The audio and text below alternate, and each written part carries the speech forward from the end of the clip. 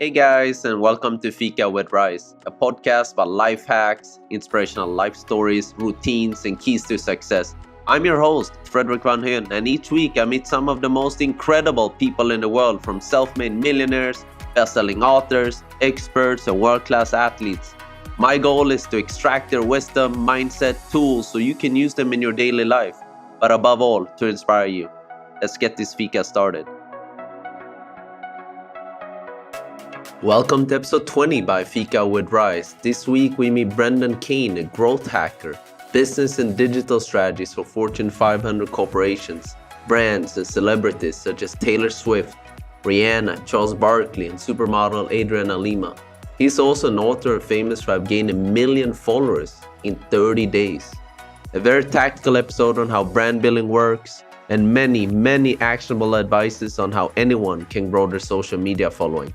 Let's get this Fika started. This is Brendan's story. Hello, Brendan. Welcome to Fika with Rice. I'm so excited to have you on the show. You have a very special background and expertise, and I can't wait to ask all the questions that I have. Brendan, you're a business and digital strategist for Fortune 500 companies, brands, and celebrities. You worked with Taylor Swift, Rihanna, Charles Barkley, and the supermodel Adriana Lima to engage and expand their audiences. But you've also built a social media following of 1 million people yourself in less than 30 days. So I think there's been a lot of people in the audience today who will be very interested to learn more from you. So thank you for being here with me. Yeah, it's a pleasure to connect with you and everybody that's tuning into this.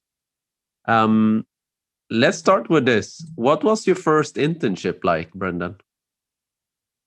So I started in the film industry, and like everybody else, I had to start at the bottom making coffees and copies and deliveries. So my mind as an entrepreneur goes, well, what is the best way to get out of this position as quickly as possible and get into a position that is more suited for what I want to do? Obviously, I think like most of us, we don't want to be sitting there making coffee or copies or deliveries for the rest of our life.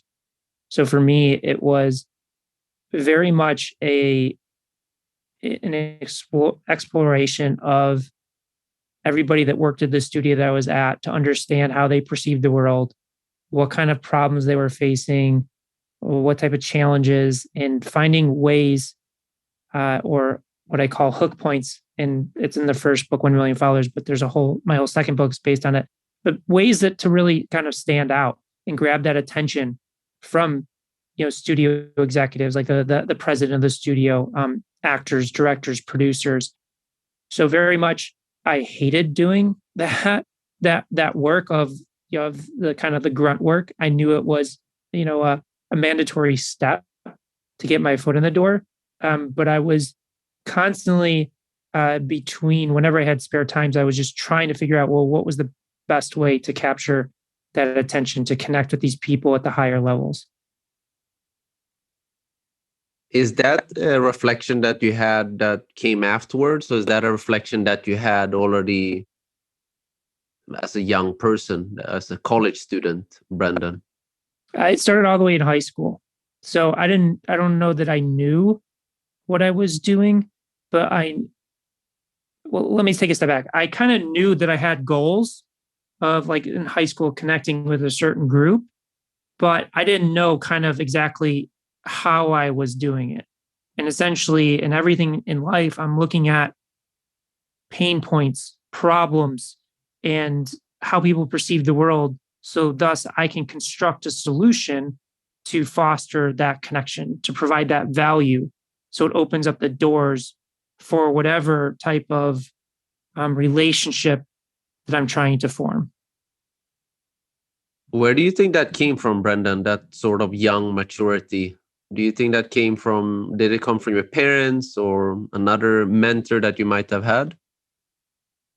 Yeah, it's a good question. I don't know that it came from my parents, although my father has this skill set ingrained in me, but I don't remember him teaching me that skill set. So, I'm not smart enough to talk about, genetics and things being passed down, but there could be something along that.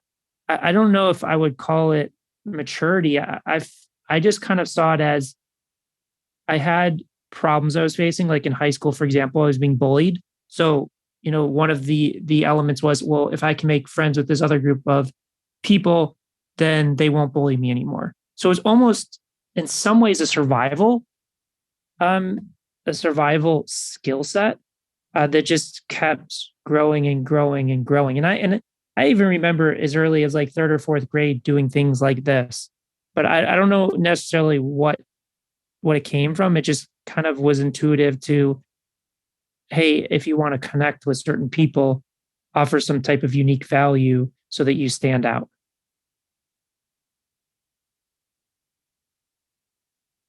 I resonate a lot with that, Brendan. When I grew up in Sweden, there's not a lot of immigrants or foreigners in Sweden, and I remember we were only like 2 or 3 Asian children, or kids in my middle school and high school. And I remember that obviously I wasn't bullied or anything, but obviously people would say mean things, and I think luckily I think I was good in sports, so that helped a lot. But I remember I can resonate a lot with what you're saying, that I was trying to be unique, trying to be sometimes funny, trying to have good comments, trying to help people, or trying to add value, like you're saying, just to be not popular, but I think accepted, in the Yeah. society.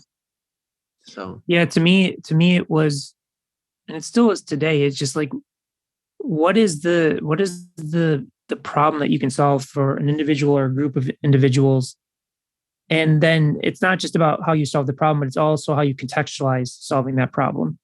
Because, so for example, when we take my first book, 1 million followers, if you type social media marketing or social media strategy into Google, you're going to get billions of results. So it's not just saying, oh, I can help you with social media. You have to contextualize it with a hook to really stand out at the highest level. So that's where, 1 million followers, how I built a massive social audience came through. Is I didn't do it and then come up with the hook. I created the hook first, kind of tested it with a literary agent, a publisher, and then also very intelligent people that I knew in the digital marketing space and even beyond, to get a sense of, does that really stand out? Is that going to capture people's attention? So it's as I kind of have grown with this skill set, it's, again, it's not just about the value that you're providing or the solution that you're providing, but it's critically important that you contextualize it in the right way so it stands out. Because the world that we live in today, it's hard pressed to find anything that has never been done before. I mean, everything has been done before in some way, shape, or form. And so that means there's always going to be competition. There's always going to be other people offering the same value or solution that you do. So it really comes down to how you really narrow it down and package it in a way that will rise above anybody else doing it. why did you want to write that book, Brendan? Well, I had wanted to write a book for quite some time, and didn't feel I just didn't feel like I had the right hook point for it. So I had contemplated writing a book for like 3 or 4 years, but I just didn't feel like I had something that would really stand out. Because when I do things, I do it at the very highest levels, and that doesn't come from an ego perspective. It comes from, I had to start that way. So when you start in the film industry, each piece of content that's being produced, you're spending tens of millions, in some cases $100 million plus, to produce a single piece of content. Then you need hundreds of millions of people around the world to know about that piece of content in months. You don't have years or decades to promote to do that. So when I started, you were thrust into a world where you had to come up with ideas that at a minimum are reaching tens of millions of people. You couldn't talk about an idea that's going to reach 1 million people or hundreds of thousands or even thousands of people. You would get nobody to pay attention, or you get laughed out the room. So when I think about hook points, and to your question about the book, it took some time to figure out, well, what would be that hook point that could stand out at the highest levels and grab attention, to teach the principles that I had been learning since doing this since 2004. When you started, or when you were building your social media following, Brendan, what was the biggest misconception you believe that you came across? Well, it's a good question. I don't know what the biggest misconception at the time was because I did, the million followers in 30 days on Facebook in like 2018. I did a million followers on Instagram. I don't even remember when I did it. Probably like 2 years ago. But also, just to kind of point out to people, like a lot of people see the cover of my book, they don't read it and realize that collectively across my team, we've generated 50 billion plus views organically, hundreds of millions of followers for our clients, and billions of revenue. So what we talk about is not just about what I learned from my following.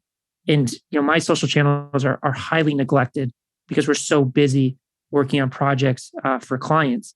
But I don't know that I can answer the question of the biggest misconception at that time, but I can answer the question of the biggest misconceptions today, which I think is also more relevant.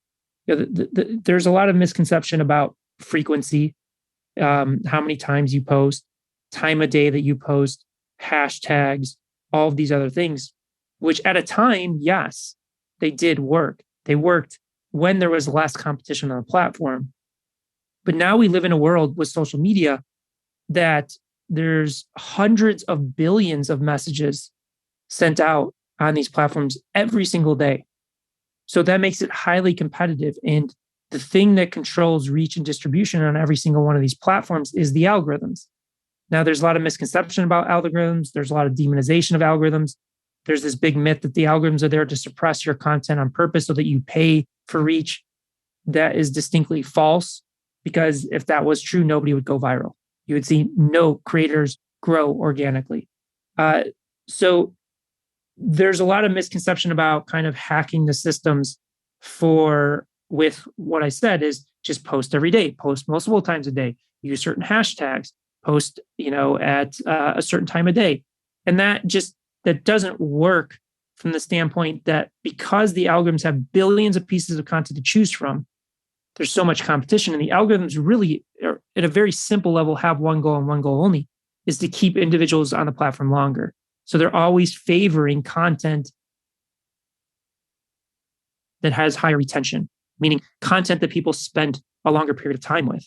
So that is a big misconception. The sole focus that we have a viral content engineering process that we've used in all the success that we've had. And the biggest focus that we have is, one, how do we stop the scroll? And once we stop the scroll, two, how do we hold that attention, that retention graph? I mean, if you do those two things, you will win no matter what platform you're playing on. And you will win no matter what change happens to the algorithm, because the algorithm has this sole purpose of just retention. So that's where a lot of those misconceptions today, again, they held true at one point in time. So I'm not diluting and saying they were never true, but the world that we live in, it just becomes more and more competitive. So you have to play the attention game. And I would say that the biggest place that we find that most people struggle is really stopping the scroll. Is how do we, again, going back to what we were talking about in the very beginning, is this concept of a hook point. How do we contextualize the message that we're going to deliver in this video or this post so it grabs that attention in those first 3 seconds, and not just grabs the attention, but holds that attention? Because we're not talking about clickbait, because the algorithms have become too smart for that. So yeah, that's a long-winded answer to your initial question.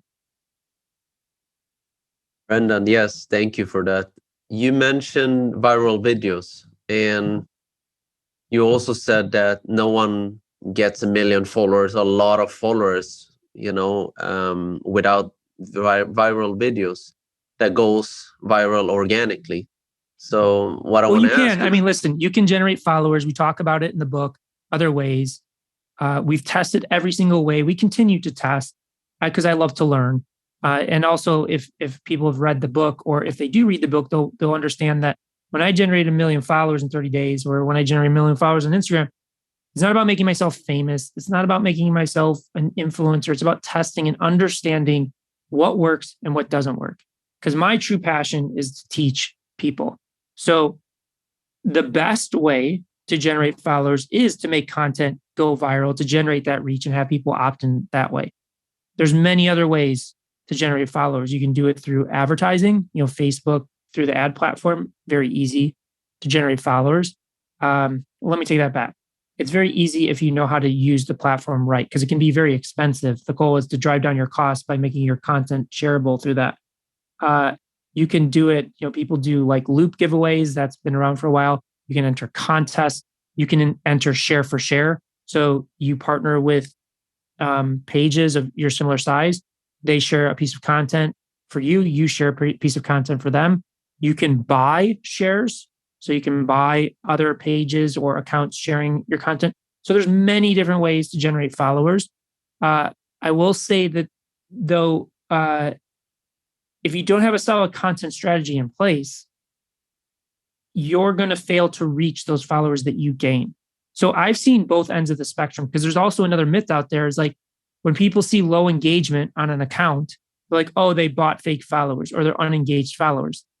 No, that means that the algorithms aren't releasing their content because it's not playing to their overarching goals. So I've seen accounts purely organic grown to large numbers that have low reach and engagement.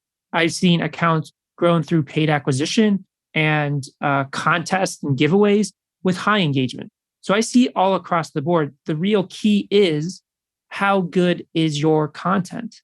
How good is it in maintaining attention or stopping the scroll and grabbing that attention and maintaining that attention? Brendan, how do you manufacture virality or posts or videos that go viral so you get that exponential growth on Instagram and Facebook?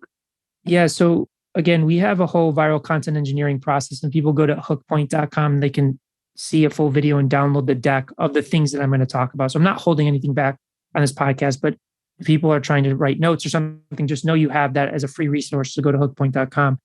But it really starts with research. So most people with content, they jump just directly into the ideation phase, or they're using brand guidelines to drive creative decisions.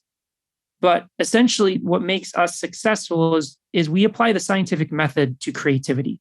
Because it's kind of crazy when we look at science, when people are developing cures or supplements or things like that, they're leveraging years, if not decades, of data to inform their decision of what to create and what not to create. But all of a sudden, when it comes to creativity, when it comes to content, all of that's thrown out the window. And there's millions of data points that are available to us for absolutely free. So the first place to always start is research. Dig into content. Most people are using social media from a passive experience, meaning they're just consuming content of their friends or people they follow because they enjoy doing it or they're bored or things like that. But the best place to start is to flip that on its head and to start consuming content from an active approach, meaning start understanding when something pops up in your feed that has millions or hundreds of millions of views. Well, what is driving that performance? Same thing with content that is not successful. Study that. Well, what is it that's not driving the performance? And look at it from the lens from a very primitive level. It goes very deep. But the easiest place to start is just focus on two things. Why did this video stop the scroll if it's a successful one? And what is the story structure that they're using to hold that attention? And then vice versa. When you see a post that's not performing, look at, well, what are they doing in the first 3 seconds that's wrong, that's not stopping the scroll? In addition, like, how does their story play out? And one of the biggest things is to make sure that you're not just focusing on your niche. Like if you're in real estate, don't just look at other real estate agents or developers, because I would say 9 times out of 10, they're going to only show you what not to do, which is important. Don't get me wrong. You should be looking at what your competitors are doing, but oftentimes they're going to show you what not to do. Oftentimes what to do, you're going to have to branch out and look at other creators in other sectors. And yes, you can learn from them and apply it to yourself, apply it to your brand in terms of story structure, thumbnails, headlines, meme cards, things like that. You can figure out how to make it applicable to you and your brand. Brandon, you mentioned brand. When you started your Instagram account and your Facebook account, you said Facebook in 2018. Obviously, when you start a brand, you need to be clear on what you want to be famous for, or what Brendan Kane's account is going to push out, right? How does like the average Joe, or how do I or anyone narrow down what they're going to push out? How can one draft their own story, so to speak? Yeah, it's a great question. And the first place to start is, and this was one of my advisors that was very high up at Live Nation. He was the general manager for Live Nation for a while and worked with Jay-Z and a lot of big people. And he made an interesting comment that was, I think, very relevant to the question that you asked, is most people are trying to form brand before they've even figured out how to make money, or they're forming brand before they figure out how to make something work.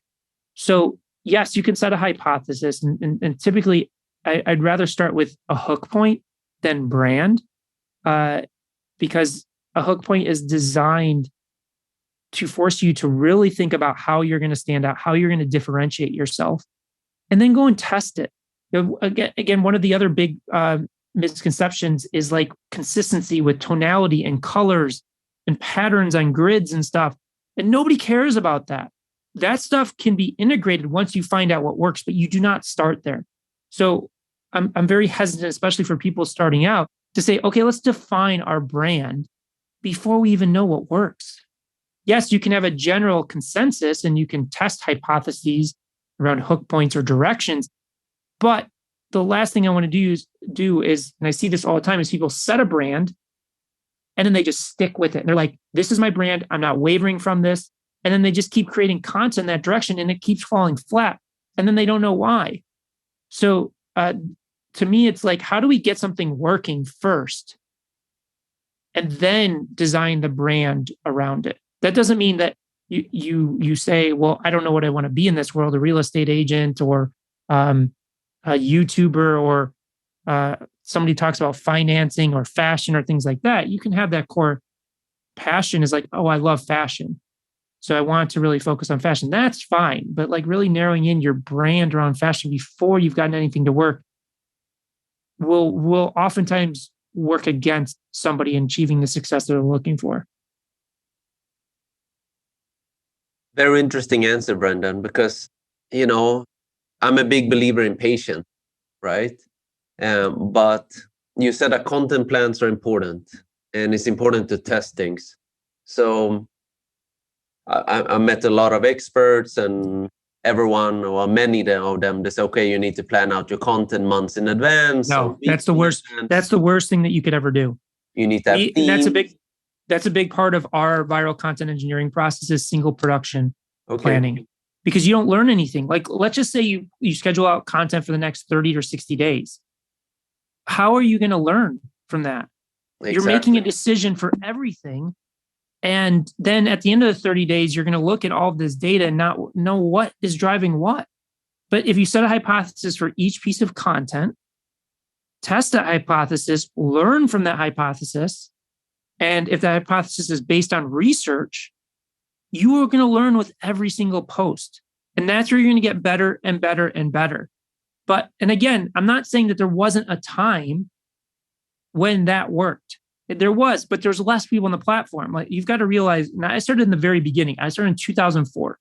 I remember when MySpace first hit its 1 million users, and everybody was like, oh my God, this is crazy.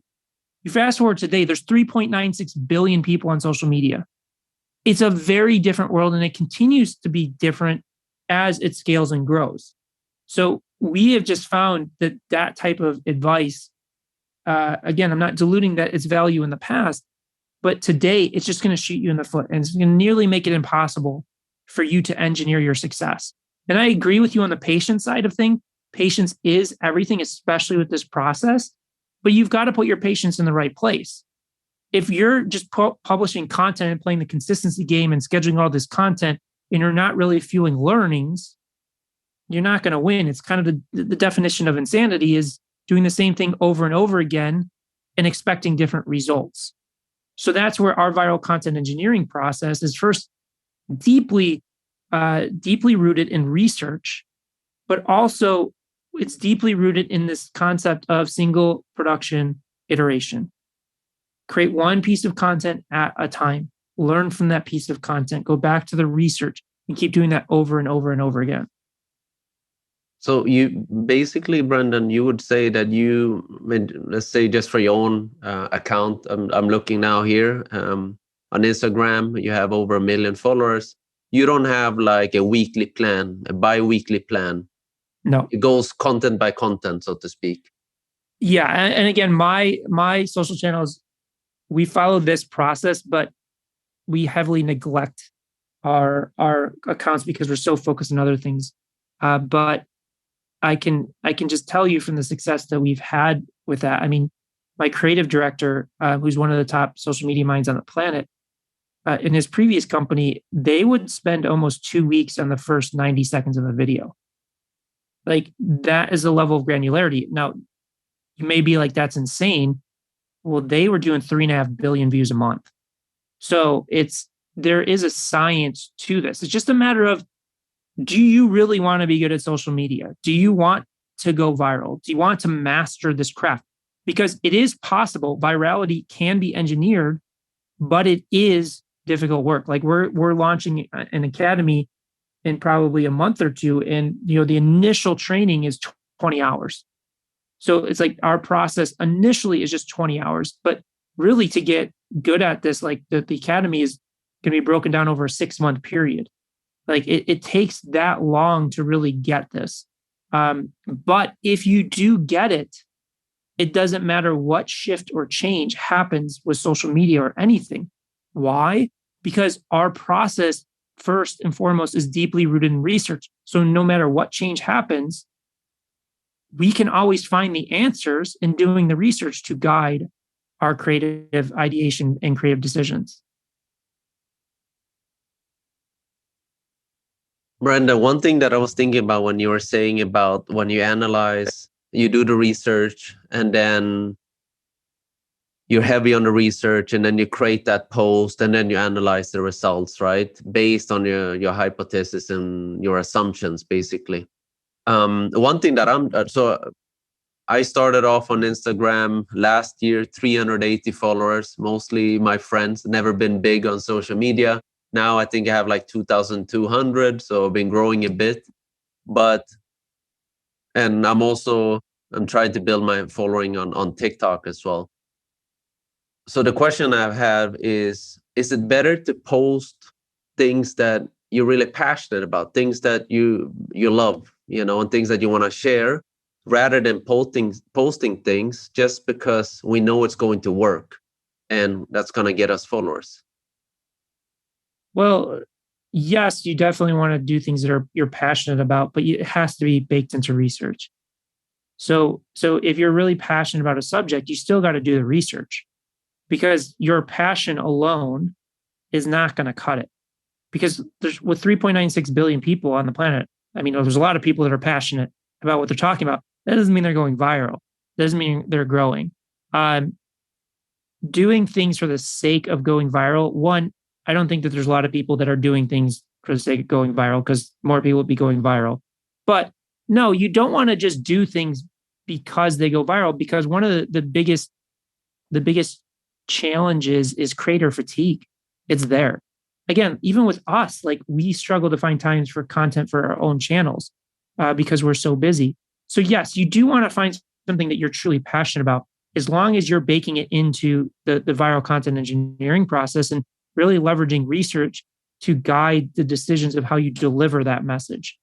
Because you and I could be passionate about the same thing. Let's just say you and I are passionate about basketball, but our passion is both 100%, but we could tackle it in two different ways. Like you could do it and go super viral. I could do it and fall completely flat. We're both passionate. We're both talking about the same thing, but that doesn't mean it's necessarily going to go viral if you're not following the right process. Brendan, you mentioned a lot research. Let's say for like a newbie like myself, how does the research process look like? You mentioned the 3 seconds. That's something that I heard, that you have to really analyze the first 3 seconds, and also what's gonna really make people stop to scroll. But are the other critical questions one should be thinking about? Yeah. So, obviously in research, you're only going to get so much data from looking at other people. And I'm just going to show you the level, or can you make me co-host so I can share my screen so I can just show you some example. And I'll try and talk through for the people that are listening. No but problem. Those people that are listening, if you get a chance, tune into the video. So yeah, let's just kind of look at this. This is an example of research that we pulled, and it just kind of, and this is actually research that we do for my content format on my Instagram channel. So the format that we use is reacting to viral videos and breaking them down, because that's the core philosophy of what we do for people is we help them break down and understand why something works. So for us, you'll see it on this column A, we break it down by platform. Then we have the links to the actual video. And then we have the type of categories that are here, whether it's dance or relationship, an ad, photographer, all of these different things. And then we pull in the metrics. We look at, the metrics of what it actually does. And then we have our notes. And for this, it's like shooting notes. So it's like, of all of these are all videos that have gone viral, but that doesn't mean we are going to react to every one of them, because we know in doing this format, there are certain things that will work. There are certain things that won't work. So we will go through this and then we will kind of narrow down, well, which ones do we think work? So like you can see, we go through a pretty intensive process here to do this. Now, to start out, you don't have to go to this level. You could simply get a notepad or start a Google Doc and start jotting down notes of, okay, I just watched this video on like Graham Stephan did a video. I think his most viral video is I bought a Tesla for $78. So you could just write down in a Google Doc or in a journal, okay, this is what I hypothesize is the growth driver of this. Then you take another video, you do the same thing. Then you do it for videos that don't work as well. And you're right, well, this is what I think is detracting from it. The most important thing is, are you learning? The viral content engineering process that we have is 20 hours, is very deep. So I don't want to kind of overwhelm people. The most important thing is just to start creating hypotheses around content that is having performance, content that's not having performance, and then test that with your own content. And obviously, it has to resonate with who you are as a person, right? And yeah, right. You obviously, people can. Performance is a part of it. Like you have to be able to deliver the message. So people can tell if you're not into it, not passionate about it, or not enthusiastic about it. And if it comes off dry or flat or inauthentic, yeah, it's not typically going to work. I understand. You worked with a lot of celebrities, Brendan. What are, for example, the top 3 life lessons you've learned working with, for example, Taylor Swift? Well, I think one big takeaway is that everybody can really do is, and Taylor was really a genius when it came to creating her brand. Like it was her on her own. She's the only reason for her success, nobody else. The one thing that Taylor got very early on that most people don't even get today is that social media is a one-to-one platform. It is not a one-to-many platform. And people are often treating it like a one-to-many. You see people, hey, everybody. Well, when we're doing social media, we're sitting on the couch or at the desk or on a bus. Who's everybody? It's literally one-to-one. We're not sitting in a stadium watching social media together. It's really that one-on-one experience. So, I think that is a big one. And also, she was a master of creating brand advocates. She knew through that one-to-one connection, that one-to-one communication, it was turning fans into brand advocates for her. So each time she responded to a comment, took a photo with the fan, signed an autograph, it turned that fan into an advocate that was now willing to share her brand with everybody they knew. And because this was happening at a time where everybody was on social media, it was no longer that a kid would show up at school or on the bus and just tell 5 of their closest friends. They were now posting on their social channels, and people have hundreds, thousands, tens of thousands, in some cases, hundreds of thousands of followers. So that is that exponential growth that she really, really mastered. And it was authentic to her. And then finally, it was interesting as she scaled and reached a point where she couldn't engage with every fan one-to-one. she just took it to a next level. It's when she started showing up at fans' bridal showers or birthdays with gifts and stuff and turning that into a video content. And that video content would go viral. And the genius behind it is the way that she constructed that experience, the way that she constructed that message, is she made the fan watching it feel like Taylor really cared about them, even though Taylor wasn't doing it for them. She was positioning in such a way as that, yes, I can't reach all of you individually one-on-one, but I truly care about you. I care about all my fans. I appreciate you. I love you. And that is just something that very few people have been able to master. And that is the core crux of what social media is about when you're scaling to a celebrity level. Did that come from, you said that Taylor is a genius and it came from her. Do you mean that all these ideas then, it really came from her? Like she's not just an artist, a singer, but she's also, an amazing creator when it comes to creating brand advocates. She has these amazing ideas. Listen, I'm not best friends with Taylor or even friends with her, so I can only go off of the interactions that I had with her and her team. And through those, and I'm not diluting the value of her team. She's got a great team behind her. But through all those interactions, from what I could see, she was the driving force behind it.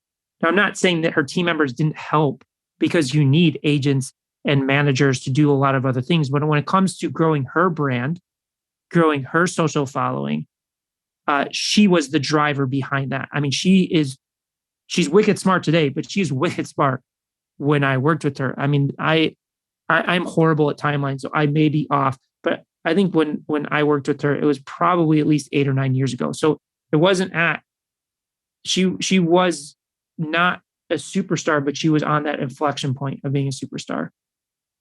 And even at that time, she was so spot on. Brendan, a lot of people are listening in and watching this. Obviously, they want to grow their social media following. They want to know what the secret sauce. So let's do a little case study just for fun. I have 2,000 followers on Instagram.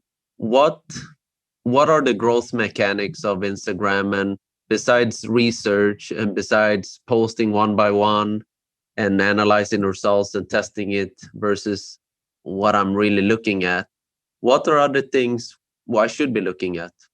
Well, those fundamentals you have to look at first, because otherwise, listen, I will give you other growth mechanics out there. But without that, if you grow your followers, you're never going to reach or engage them. So content is number one. Number two, again, there's you either play the algorithm game, play the content game, get reach, grow your audience that way by getting massive reach in the algorithm because they're seeing you're holding attention and hitting the Explorer page and all of that. That's one. To me, that's the preferable way to do it, because you're fundamentally creating a solid foundation for everything by understanding content and what works for content. So I'll put that aside. Other ways is distribution of content. So I'm going to take an extreme example. Let's talk. I think he's still the most followed person on Instagram, The Rock. If he's not, he's got to be in the top 5. I love his posts. I don't even know what he's at, 160, 200 million followers, whatever. He's got a massive amount of followers. People will say, oh, he did that organically. That's totally false. Because if you think about The Rock, and I'm not diluting The Rock. I'm not saying diluting anything about what he does. I think he's a master at what he's been able to do for his brand and his craft. But if you think about The Rock, started off in the WWE, one of the biggest television shows of all time. Then he started going into movies. Each movie he's in, because he's in the biggest movies, he's not doing independent movies, they're spending minimum $100 million to promote that movie and to promote him. And then for each movie he's in, he's on the cover of Men's Health. He's on the Today Show. He's on Ellen. He's on the cover of major newspapers. That is all driving back to his brand. That is what creates that exponential growth. It's the same with LeBron James. Like, he's on TV all the time. ESPN is promoting him. Nike's promoting him. There's hundreds of millions of dollars a year that's put into LeBron's brand. Same with Ariana Grande. There's a ton of She started off on Disney. She built that foundation that way. There's a ton of money through her endorsements and everything that's pushing towards that. So I just like to call that out because distribution of content and brand drives into central points like Instagram. So most of us are not The Rock. So what does that mean for the rest of us? Well, a simple way is finding other accounts that have either big followings or similar sized followings to post your account and drive traffic back. So one thing that a lot of people grew really fast on with Facebook, Instagram, YouTube is collaborations. It's collaborating with people or doing share for shares. So again, it's like, hey, I'll do a video with you on your account, and then we do a video with me on my account. That's one way of doing it, or it's just straight share for share. You share a post, I share a post. Then there's another level to it where you can actually pay for that. So let's just say you're at your level, you have 2,000 followers. Getting other people that are 2,000 followers may take a long time to work your way up. So the other way that you can do it is buy advertising, buy shares on other accounts. So Facebook, there's large pages that you can pay to share your account. Instagram, there's meme accounts. So there's accounts based around like every element. A meme account is account that's not formed by an influencer or it's not a brand. It's just kind of like an account around like inspiration, like the good quote or note to self. Or there's ones around fitness and food and everything.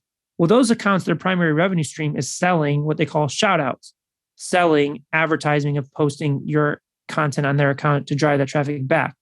However, even if we're getting either organic or paid distribution of our content, that doesn't necessarily mean your content is going to drive massive follower growth.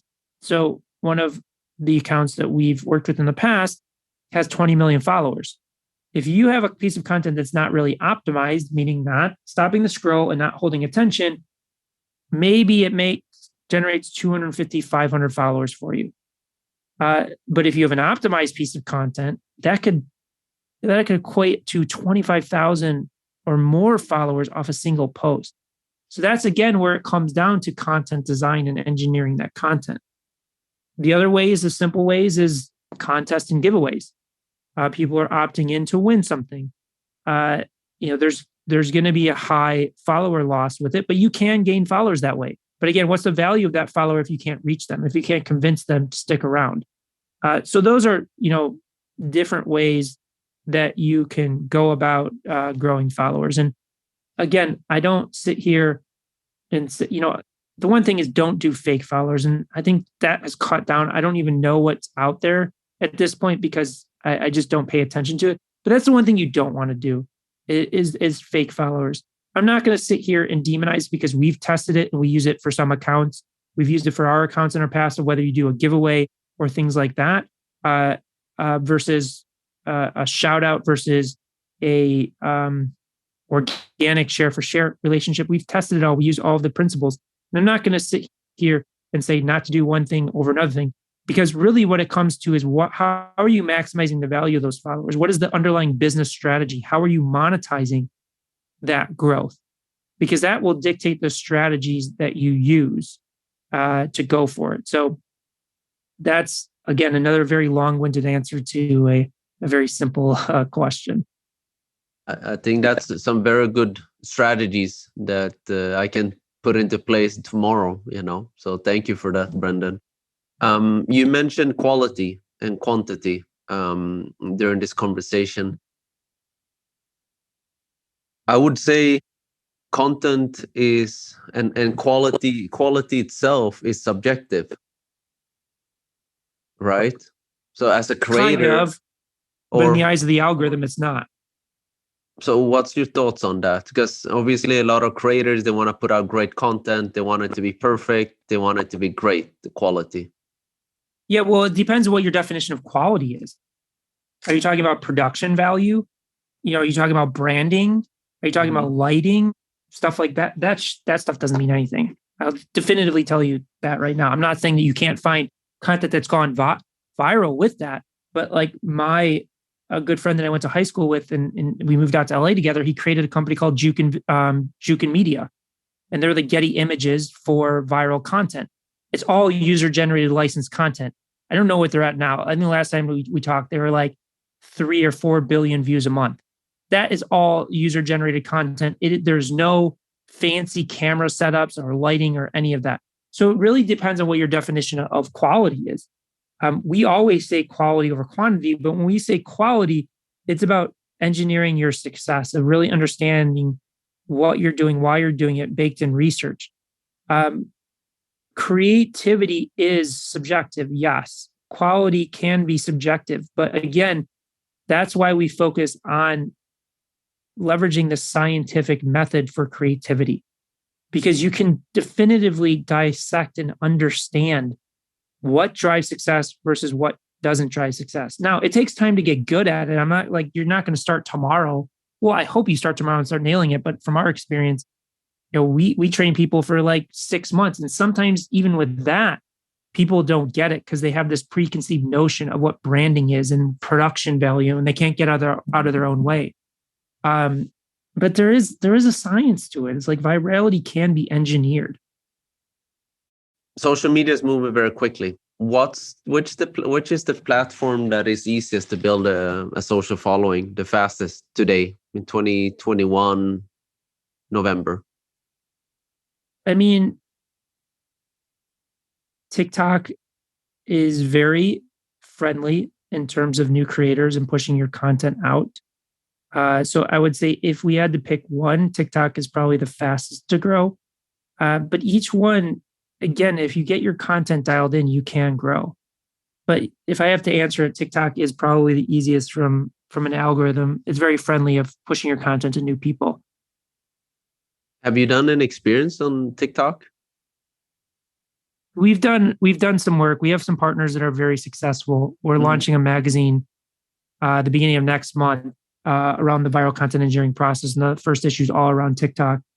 And we break down a friend of mine who's about to hit 20 million followers on TikTok in breaking down his success. So yeah, we're very familiar with it.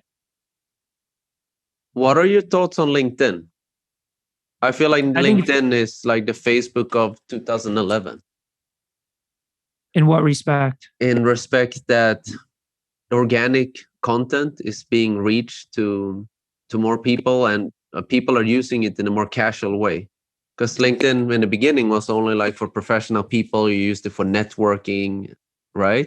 But I feel like it still is. Like, listen, I don't know that I agree that it's, and I don't know if you're pulling this from Gary Vee and what he talks about LinkedIn, but I mean, we see a lot of people that are struggling with LinkedIn. It's not as easy as everybody thinks it is. I highly value LinkedIn. I think it's an amazing tool from a B2B perspective. And we've closed massive deals, tens of millions of dollars in deals off of B2B outreach for LinkedIn. So it just depends on the brand you want to build. I am very bullish on it. I don't know that necessarily. I think you have to play the content game with it. We do a little bit. The newsletter feature is really amazing. We're growing pretty quickly with that without a lot of work. But even just and it's hard because there's a lot of competition. There's a lot of people doing LinkedIn completely wrong, but there is still a lot of value in direct outreach. If you have the right hook point, if you have the right message that can stand out above the noise. But yeah, I love LinkedIn. If you're looking to grow from a B2B perspective, I think it's an amazing tool. Brendan, one thing we didn't speak about is actually hook point. How do you define your hook point in the message that you want to get across? What's the process? There's three core pillars to a successful hook point. One, can you grab attention? Because without grabbing attention, you get lost in the noise. Two, what do you do with that attention? Because attention with no substance doesn't mean anything. So we're not talking about clickbait. So you have to hold that attention. And number three, how are you monetizing that attention? Because going viral for the sake of going viral, if it's not leading to your overall business objective and goals, it doesn't really mean anything. Does that mean that every post, it needs to sell something? No, it doesn't. But you should have an underlying business strategy of how you're going to capitalize off of it, because what can happen is, again, that creator fatigue can set in. But at a very high level, a hook point is designed to make you stand out. And it works across all mediums. I've used this in person when I first started in the movie studio. I've used it for B2B outreach on LinkedIn. We use it for emails. We use it for social media. We use it for books. We use it for podcasts. Hook points can be used for anything. And it's really just designed to get people to pay attention to what you have to say. And then once people are paying attention to what you have to say, is that you construct your message in such a way that allows you to hold that attention long enough to have your business objective and goals work for you. Brendan, you said that you love to teach in the beginning of the show. And I wanted to ask you, what would you tell your 20-year-old self? I mean, there's a few things I think that number one, being patient with this stuff, kind of know that you're always in the right place at the right time with things, and to really make decisions out of what fuels you, not what scares you. I think that those are some fundamentals that I would express. And what are some of the advice you would give to all the 30-year-olds listening? I mean, again, like, I think no matter what you want to achieve, and no matter what you want to achieve, to me, based on where the world's at, where the world is going, if you can master the art of grabbing and holding attention, you're going to be so valuable no matter what happens in the world. Because as these creator economies flourish, as more people get online, there's just going to be so much more competition out there. And you've got to find those ways to really stand out above the noise so people pay attention to your true genius. Very deep. Thank you for that, Brendan. I have a last question for you. You said you love to teach, but all the people that I know that are great teachers, they're also great students, and students that read books. So which is the book that you've gifted the most to your friends and family? It's interesting. I don't read a lot of books. I love to learn from people directly, or even like podcasts. I just, for some reason, books as a medium, and it's crazy because I've published 2 books. I just find it difficult for me to learn. But with that said, I think that How to Win Friends and Influence People is one of my favorite books of all time. I think it's a great read. It's still very relevant today. Contagious by Jonah Berger, I think, has some good insights in there. So if I had to kind of pinpoint, those are probably the 2 books, but my sample size is probably not as big as most. Brendan, you said you love to get the insight directly from people. How do you do that? Do you just ask random questions then, curious questions to the people that you meet, or do you actively seek out the strangers on LinkedIn or networking events or conferences? I mean, I naturally meet a lot of people. It's kind of one of the skill sets that I have. I do some outreach to some people, but it's not like a huge thing. I often, the circles that I run into, I get introduced to a lot of people, or I can ask people I know to get introductions. I hate the word networking. I think it's the reason I hate it, and I hate networking conferences, is because it's almost designed to kind of force people to try and get something out of other people. And I think that's where people fail with networking, is you're going in it with the intent of, what can I get out of this person? What kind of value does this person offer me? And instead of the value that I can offer this person. So I don't really go to any networking events. And if I go to conferences or conventions, I usually go because I'm speaking, because I am not an extrovert. I'm not going to just go walk up to random people and things like that. So that's kind of the way that I tend to operate with that. I love what you said about forcing and trying to get value from other people. Like, okay, what can I get from that person, and what can I give in exchange? Because I have the same philosophy, and that's something that I try to tell all our students, through Absolute Internship, that, hey, it's not like, hey, what can I get from that person? Because if you really want to win in life, it's all about how can I help other people, and it's all about long-term relationships. And I think that's how success is really being created. Yeah, I agree. Brendan, it's been such a pleasure to have you on the show. Thank you very much for attending Fika with Rice. Yeah, it was a pleasure connecting with you and everybody that was tuning in. I appreciate it. Thank you for listening to Fika with Rice. I hope you enjoyed the show. Who do you want to have on our show? Let us know by sending me an email at fredrik@absoluteinternship.com. And before you go, if you like this conversation, don't forget to subscribe to our show on Apple Podcasts, Google Podcasts, YouTube, or Spotify to get to listen to more inspirational stories and life hacks. We'll really appreciate it. See you next time, and much gratitude for listening.